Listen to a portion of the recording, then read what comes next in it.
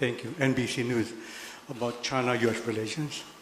State Councilor Wang Yi, you recently urged the United States to, quote, reinstate a reasonable, pragmatic China policy to put relations in the right track, even expressing willingness to work with the United States on the Build Back Better World global infrastructure plan, for example. But are you not worried that bilateral relations could, in fact, only worsen in the months and years ahead, given what's considered a bipartisan consensus in the United States to intensify competition with China across the board? Thank you. 美国全国广播公司，您近期敦促美方重拾理性务实的对华政策，推动双边关系重回正轨，并表示愿考虑同美方在重建更好世界全球基础设施倡议方面进行协调，但考虑到全面对华竞争已成为美两党共识，您是否担心中美关系下一步会持续恶化？ Since the start of last year, President Xi Jinping and President Joe Biden have had a virtual meeting and 2 phone conversations.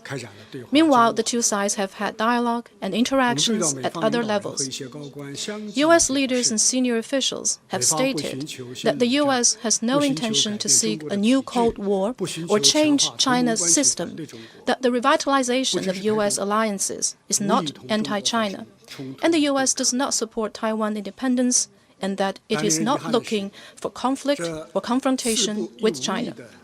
Regrettably, however, these statements are just verbal assurances and have yet to be put into practice.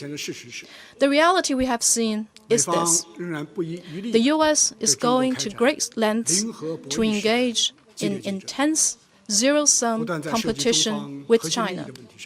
It keeps provoking China on issues concerning our core interests, and it is taking a string of actions to piece together small blocks to suppress China.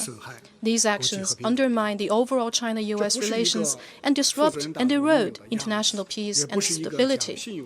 This is not how a responsible power should act, or how a credible country does things. China is an independent, sovereign country.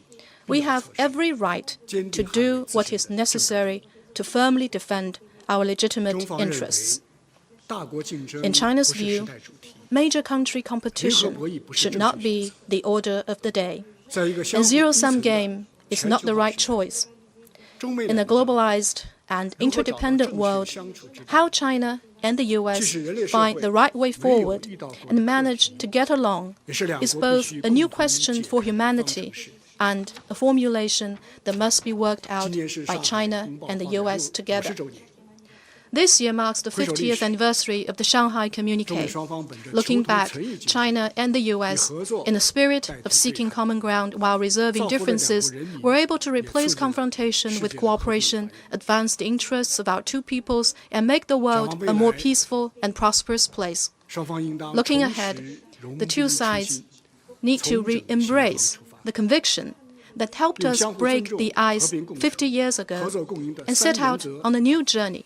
We must replace the competitive, collaborative, adversarial trichotomy with the 3 principles of mutual respect, peaceful coexistence, and win-win cooperation. Return the China policy of the U.S. to the right track, guided by reason and pragmatism, and to put China-U.S. relations back on the right path of healthy, stable development.